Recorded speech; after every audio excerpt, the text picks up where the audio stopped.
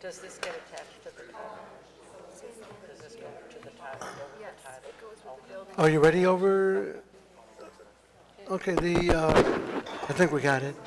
So the public safety meeting is now called session. Madam Clerk, please call the roll. Alderman Boyd. Present. Alderwoman Howard. Present. Alderwoman Hubbard. Alderman Muhammad. Alderwoman Boyd. Present. Alderwoman Clark Hubbard. Here. Chairman Vaccaro. Present. Five present, you have quorum. Okay, we're going to do a couple quick bills. First, let's do the minutes. So I need approval of the minutes of the February 26th meeting. I move for approval of February 26, 2020 meeting. Second. Madam Clerk, please call the roll. Alderman Boyd. Aye. Alderwoman Howard. Aye. Alderwoman Hubbard. Alderman Muhammad. Alderwoman Boyd. Present. Yes. Alderwoman Clark Hubbard. Aye. Chairman Vaccaro. Aye. 5 aye votes. Okay, we're gonna do two quick bills just to clean them up. We had talked about the Civilian Review Board, and I don't see the name. Sierra. So we had passed out 3 with due pass recommendations. There was still some discussion going on with Sierra. At this point, I believe it's all worked out. So, Alderwoman Boyd, do you have a recommendation?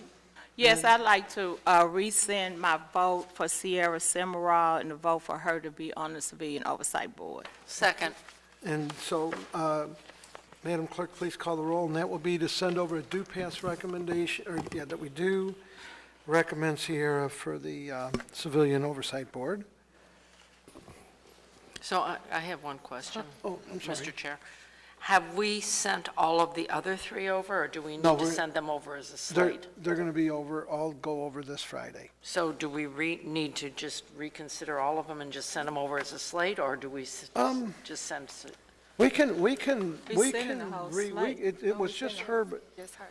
I'd asked Terry. I'm just asking as a matter of form. No, I asked Terry earlier, and he told me sure, just so we her, and then they would all be over. But if, I'll tell you what, let's do it this way, just to be on the safe side. I want to ask a question. Was it tabled, or it just wasn't voted on?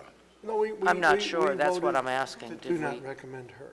It was Okay. voted on. But It we was voted to on- do we not voted recommend. Right, right. And so Okay. I rescinded my vote.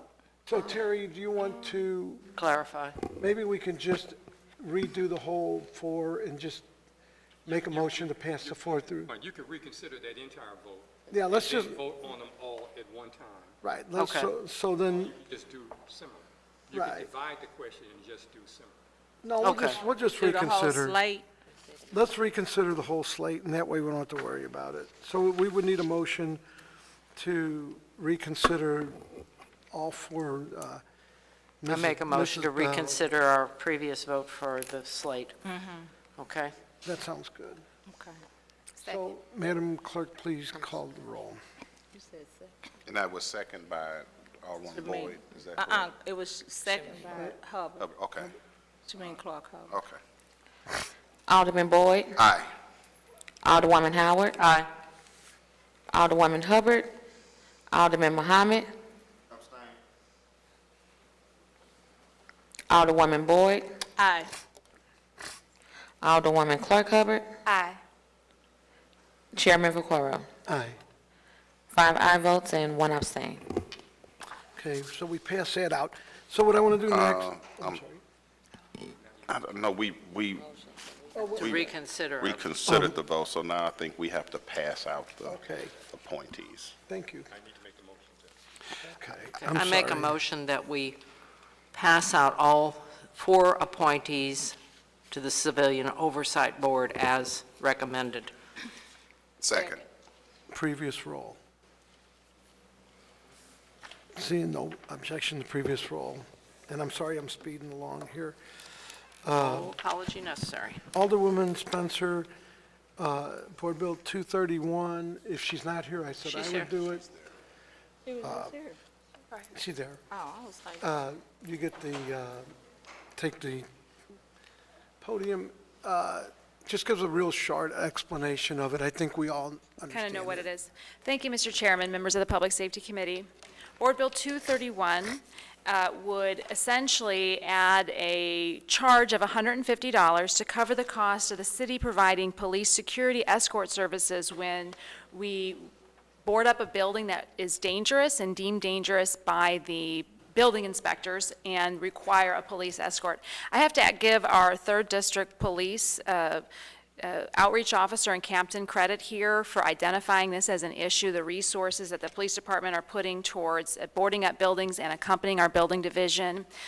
This is an extra cost that the city bears for securing vacant buildings. And if we can impose these fees, this will help to cut down on these predatory property owners that continue to let our buildings fall down within our city of St. Louis, and this will allow us to essentially punish those bad players that are letting their buildings deteriorate and be unsafe.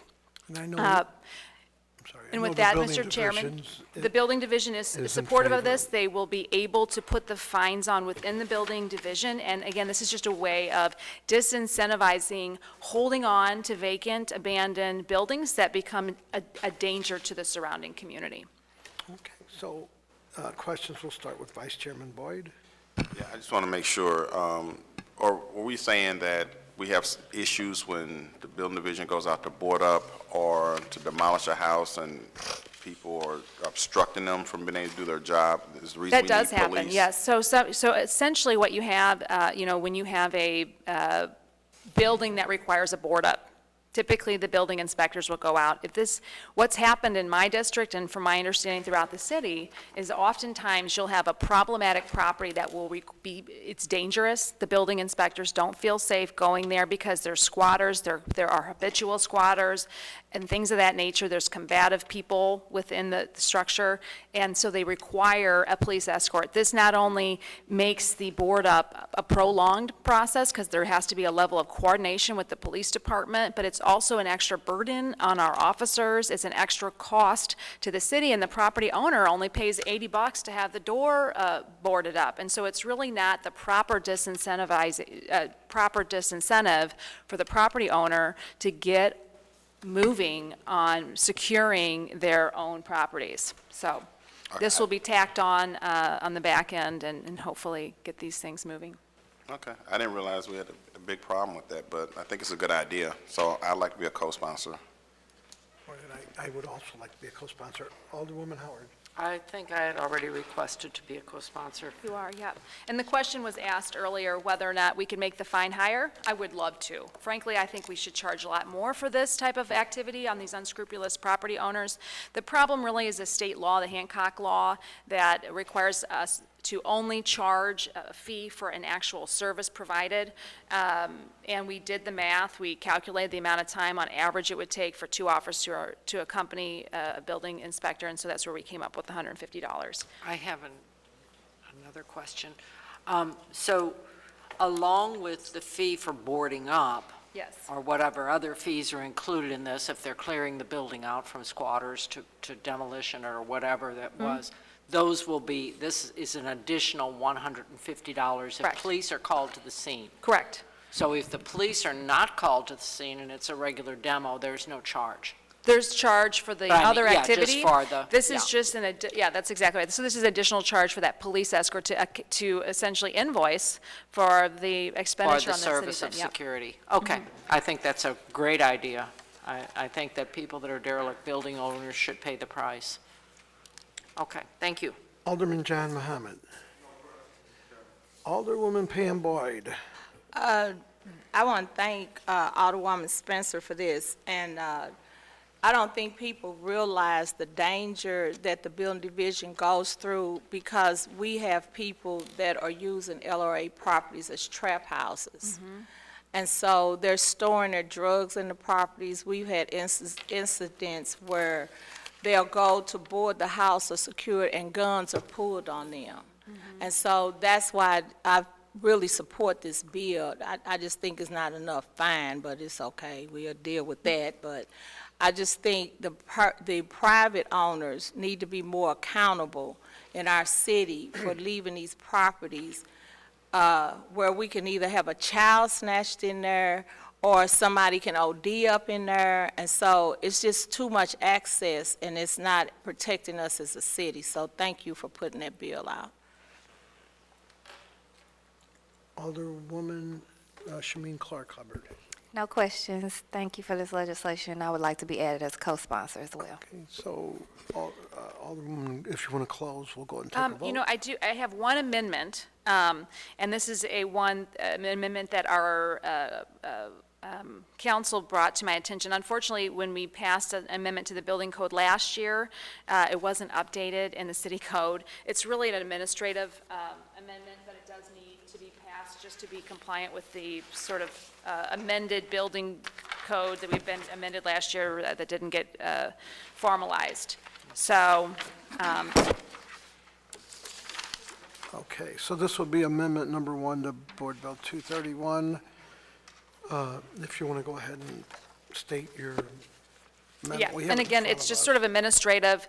As our counsel, Louis Galley, pointed out, we had made an amendment to the building code last year that didn't get formally codified. So when the bill was written, it was written with unupdated language. So in order for us to further update that language, we have to go to the updated language. And this just kind of puts in that updated language into the new bill. Okay, let me just go down. So, Vice Chairman Boyd, if you had a chance to, let me give everybody a minute to see. So we're inserting, So it's actually, as pointed out, this was an amendment made in the 2017 session. Unfortunately, we should be updating our code on a 6-month basis, and we're failing to do that. So when we're writing new legislation, it isn't immediately clear to our council the language to use, which is, It just seem like your mind gone. Let's give everybody a minute. and then there was, I'm trying to follow Lou, if you want the line, so I'm on, to, up there, please. No, hey, on Lou, page 1, Lou, stand line at the- 17. Come up to the big thing. So you're saying to amend said board bill, page 1, line 17, beginning on page 1, line 17, following the words and figures and sent to. But on line 17, it says the Office of Comptroller. And the one I have starts with the Office of Comptroller. And line 16 would start at the end and sent to. Then 17 follows with Comptroller. so at the very end of page 1 where it says that shall be certified by the building commissioner and sent to the office of the comptroller, and then we would add in administrative fine violations issued as a result of building code violations may also be certified by the building commissioner. And that allows the building commissioner to issue the fines. It's a new sentence, Alderman, so after, Right, but it really, okay, so it would start after, line 17 would say the Office of Comptroller, not and sent to, because that starts on line 16. So if we're going to say, page 1, line 17, we would say, following the Office of the Comptroller. okay, I can scratch that out. Yeah. We can go from there. So everybody would just need to scratch out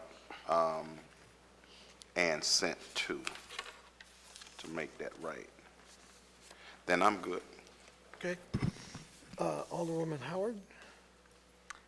I guess my question is that, and this is just a procedural, so either or, and then who collects the fines? I guess that's, I don't know whether that's a question we can answer, but in other words, the building commissioner, his designee, or the comptroller can assess these fines? So right now, when you have a board-up fee, that fee is assessed by the building division. This would Okay. be in the exact same manner.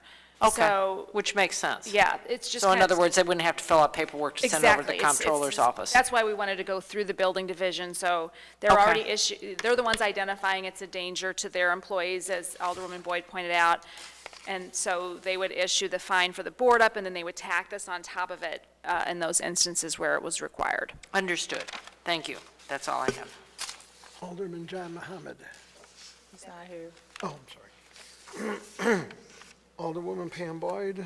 So the fines, or they're tacking them onto their taxes, or how are we going to make sure that we get the dollars? That's now, getting them paid is a different issue, but Right. they are tacked on as a lien. So anytime you have building code violations and those board-up fees or the mow fees, they are always tacked on. And in order to transfer the property, you got to clear those out. So they go with the property.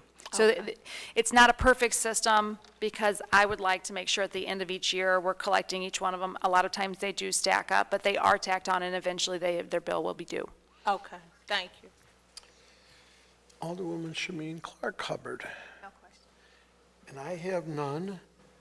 So, first, I guess we got to vote on the amendment. So, I'll take a We adopt amendment number 1 to Board Bill 231. Second. previous roll. I move that we pass Board Bill 231 out of committee as amended with a due pass recommendation. Second. And previous roll. Thank you. Okay, thanks. So, what we're going to do, I want to have the MakeWay group come up. So, this was something that I thought was interesting. I thought that the committee would like to see this. What this does is, they want to put, they got this on MoDOT. They want to be able to send alerts to vehicles when emergency ambulances, police cars, fire trucks are coming. It sends out an alert to let people know that in front or to the sides that emergency vehicles are coming, to help maybe prevent those crashes where the, cars are coming through. But I'm going to, their little presentation will help explain that. And you have handouts, right? Yes, Okay. yes, I Oh, think you they're already here, have they're in them. front of me. I don't know why I'm falsely. So go ahead and introduce your name, and you're going to make you sign a piece of paper, so you're on our minutes, Okay, and it's all yours. all right, thank you. Good morning. Want to thank Committee Chair Cara for this invitation to make this presentation to you, as well as the members of the Public Safety Committee. My name is Mike Walsh. I am the founder of MakeWay. My background is I used to be the CEO at Eagle Bank here in St. Louis that sold to Enterprise a number of years ago. Make this really, really simple and quick out of respect for your time. You do have the presentation in front of you, but basically the reason that we're here is for 2 asks. One, to allow us to work with the city police department. We have been, my team is behind me, we have Bill Bader, Tom Cook, and Spencer Allen are all part of the MakeWay team and the technology side of the team. We've been working with the city police department very, very quietly. Larry O'Toole is a high school friend of mine.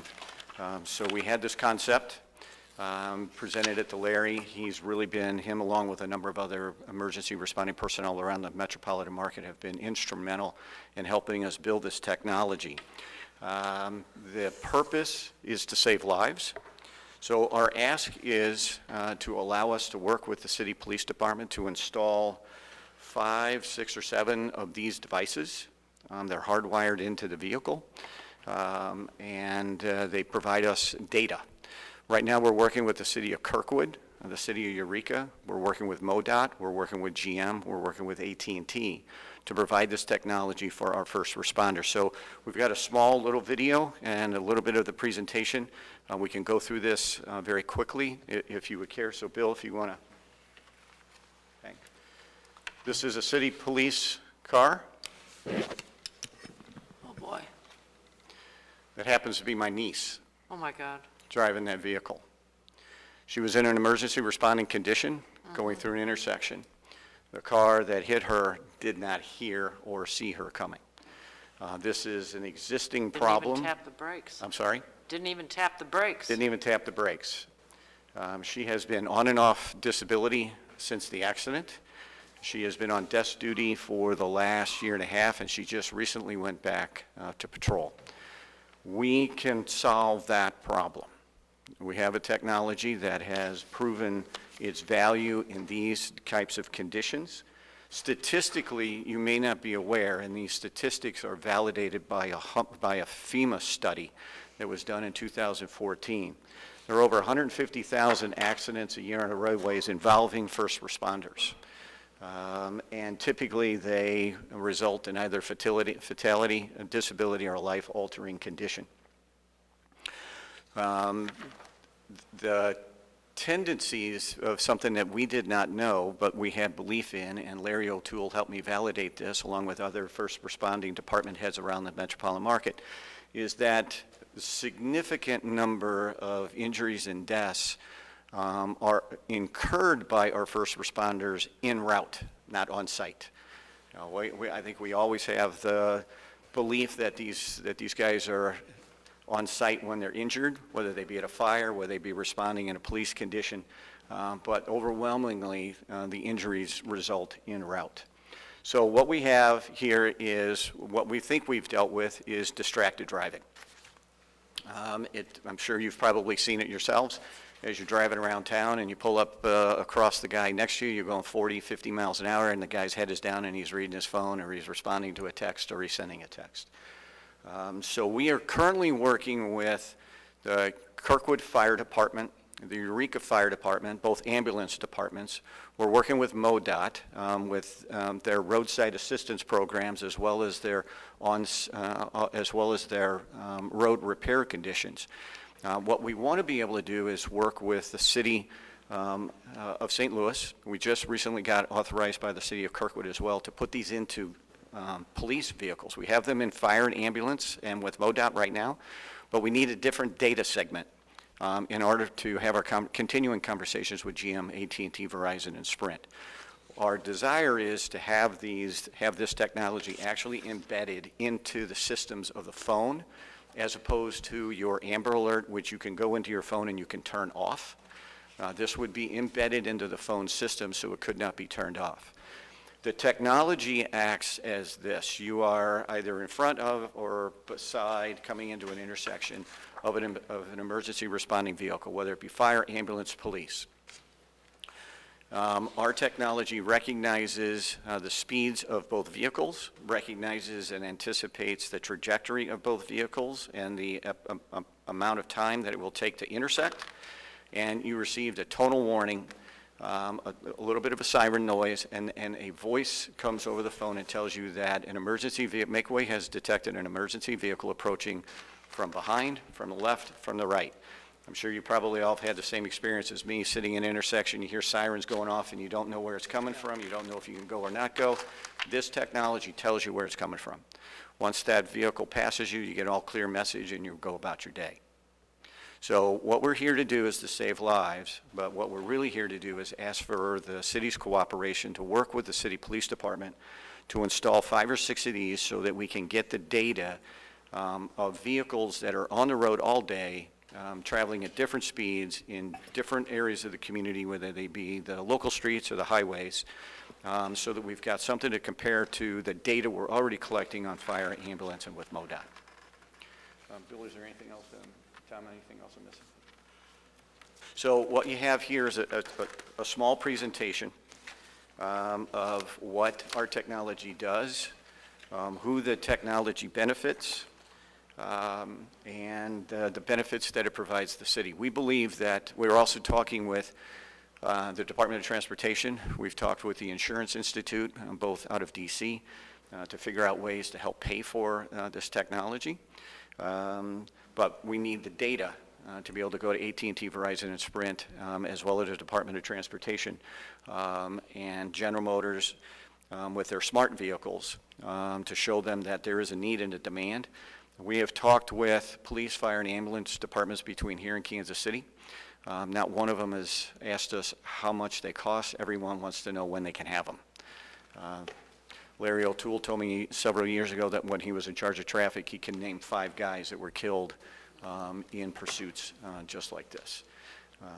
So you have the presentation. We're here to answer any questions, but obviously what we're looking for is cooperation from you recommendation that we can work with the city to install these. This equipment is actually hardwired into their alarm system, so there isn't another button that has to be installed. There isn't another button that a patrolman has to remember to turn on. The minute that they go light and sirens, this begins to work. I think what we'll do, well, we'll start with Vice Chairman Boyd. Would you have questions about the technology or the, you know, how it works, or? Yeah, why don't we go back to the first slide that shows the picture of the motor. It says alert notifies motorists in the path of emergency vehicle. Okay, so You just had it. Go back, right there. right there. So is this mounted on the signal lights, or? No, it's actually installed in the vehicle, in a patrol car. That's installed in the vehicle. It's installed in the vehicle, and it is a transmitter. Okay. If we get the cooperation of AT&T, then if you're an AT&T client, then you get a notice on your phone. You get a tonal warning on your phone. And then a voice comes over and says that you are basically in harm's way. Now, if you're Bluetooth connected, it will come through your speakers on your car. Okay. And so this will work fine if someone has a cell phone. But if you don't have a cell phone, then you still subjected to putting somebody in harm's way because you didn't hear the siren. Well, that's absolutely true. The technology right now is geared for the phone.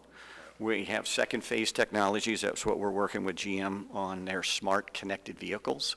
It comes up on their dash, which I don't know if you, how old your car might be, but, you know. Very old. Okay. 20 years. Well, that's part of our problem. Can't is- afford a good. That's part of our problem is that's why our first phase of technology is the phone, is because the average vehicle on a road right now is almost 12 years old. It's not Bluetooth equipped, and it's not a smart connected vehicle. Right. So everyone pretty much has a phone in the car.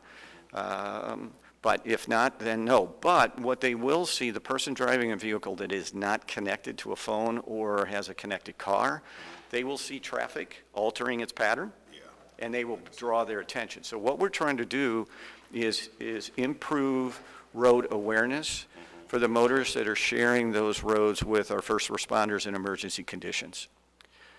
Okay, and that scenario works well, what you just said, if people didn't have a phone, if somebody's in front of them or so, but if you're the lead vehicle and you don't have a phone, you still could cause a problem.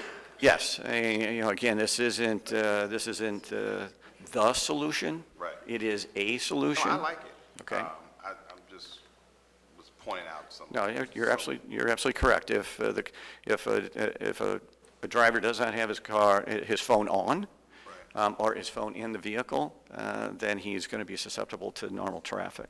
So years ago, I thought about doing something like this, but I'm not smart enough to bring the technology up. But my thought was that you would have something on the signal lights and some light would start flashing real crazy, because if you listen to the radio real loud, you're not going to probably hear certain things. But if you're driving and you see these lights flashing in the intersection, then you might be more aware. So There you is just take the- my idea and use it if you like. Sure. Just give me royalties. So I need to give you credit? Yes. Okay. Please give me credit. And there royalties, is- not just my name, but money. Okay, yeah, not a problem. There is some technology that exists out there, and I think 3M was the originator of this, and some of the fire departments around the country have the ability to change the lights, but what they're discovering, and it's very expensive technology. It's like $3,000 to $5,000 an intersection, okay? This is very affordable technology because it's already using technology that exists. One, your phone is a receiver, or your vehicle is a receiver if you're a connected vehicle. So just for clarity, what do you need the Public Safety Committee to do? Well, I called on Chairman a couple of weeks ago just to say this is what we would like to do. We met with Larry O'Toole and some of his senior staff. We also met with members of the police union to say, okay, what would be the pushback? What are the disadvantages? They all recommended that we come and talk to you all and get your recommendation to the board to proceed, or to allow Larry and his team to work with us to install these. Really what we're looking for is a trial. This is not going to impact anybody on the road today. Nobody's going to get this message. All we're trying to do is to understand the traffic patterns of police in emergency conditions in different environments with different speeds than the data segment that we have today. So they both recommended that we come in and make a presentation to you. Well, I appreciate the presentation.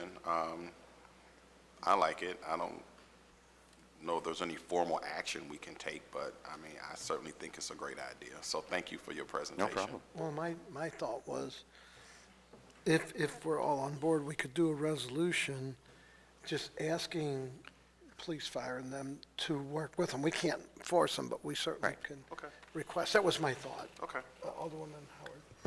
I guess my question is, I've been driving and get an, excuse me, get an Amber Alert, and if we put this in, I mean, your proposal is to put it in as a sample, how will it be communicated to people that, you're not driving along and your phone starts blaring and you're frightened by it and maybe distracted enough to have an accident, if you're not familiar that this is what's happening? Yeah, right now, It would take some communication with the public to let them know also. Yes, ma'am. Who would handle that? Right now, all we're looking for is a trial. This is not available to the public yet. That's why we're working with GM and AT&T to get it into that public segment. AT&T is obviously one of the broader carriers around the U.S. We're also working with Verizon and Sprint. We have non-disclosure agreements signed with all three major carriers. It would be a technology that they would adapt. And then the way we have talked to them is you would have to get some type of notification to go to a website to learn about this technology. But it's really not much more than what you're getting with your Amber Alert. There wasn't anything that really came out in a public environment and said, this is what you have to do, I mean, right? it was on the news, I guess, but Exactly. I guess my question is, and then with did I interrupt you? I'm sorry. I'm sorry? Did I interrupt you? No, ma'am. Okay. If we would propose or that the public safety would allow you to install it as you proposed in here to, I don't know, 2 fire, 5 police, and I don't know how many ambulance, whatever the configuration was, Right. would it even work? Well, we have proven that the technology works. No, I'm saying, do you have the platform ready for it to work? No, there's no platform for the consumer to get this. So it wouldn't alert me, even if ma'am. I have Bluetooth in my car and my car has, all that, yeah. No, ma'am. I we're- wouldn't be driving down the road with a fire truck that has this. No, ma'am. And it'd start blasting at me. No, ma'am. You have no way to receive the message that this is emitting. Then why are you asking to Because use we it, to do need it? the data on police vehicles. Right now, we've been working with the city of Kirkwood. So with what data would you collect? the speed of the vehicle, the condition of the vehicle, how often the vehicle is in an emergency response, the distances that, because the police are going to need different distances of warnings than fire or ambulance. Police are traveling at faster speeds. Yeah. Okay, so if they're traveling at 70 miles an hour, our warning system has to be projected even further, okay? And our warning system has already been tested beyond 2 miles, okay? But that's different than a fire truck traveling at 35 or 40 miles an hour. They don't need as long a projection. But the police vehicles are on the road 24/7, 365 for the most part. That's not the case for fire, ambulance, and Right. MoDOT assistance roads, okay? So that's why we need this different piece of data. So you're going to collect data on how often they're called out. I misunderstood. I thought you wanted to install your No, we just want to. device so that you could try it out on these few vehicles, and I thought, that seems like a lot of, No, this is not for the consumer. This is not Okay. for This your is just phone. for This is you not to for your gather car. data. I This is gotcha. just for Okay. 6 or 8 of the police fleet vehicles so that we can gather that data, see the differences between the data we already have for different emergency conditions, for different emergency vehicle types. This is the last well, piece. and I'm not opposed to this, but I think this may be something that would need to go to the Director of Public Safety, and he, and it would be decided among the fire chief, the police chief, and the ambulance district or whatever we call our emergency responders, all of our, to do this, because, I mean, Right, I mean, I appreciate your presentation, and I think it has potential. It's just that I think that if all you're doing is collecting data, we don't really need to be involved. I mean, it's just my, the only thing we can do, we can't force them. What I thought we would do, or at least I would do, is a resolution sent over here encouraging them or asking them to work with them. Okay. It doesn't mean they have to, it's just a resolution. well, I like think a they strong might be vote. amenable to this, too. Well, You and I know, get think- in on the ground floor of some technology. I think they are. So, I and mean, we have from- the technology person over there, maybe he would work with them also, Mr. Gatskin. From what I understand, it seems that they are, and I know, like I said, it's on MoDOT and that, and like with MoDOT, they're just collecting information again, but you always hear these guys getting hit, but if they send an alert out before that, there's. Oh, I agree with the technology's great. But yeah, I we- have no problem with it, but No, they're not ready even to implement it. No, and I agree, we don't have the authority and power to force anybody to do anything, but I thought we would do a resolution, bring it back here, and, Alderwoman, if I could interrupt, I fine. apologize. did you have more questions? No, sorry. I'm done. I have no more questions. We met with Larry, and we met with representatives of the union, and they were both very much in favor of allowing this trial. They wanted us to talk to you. Oh, I appreciate that.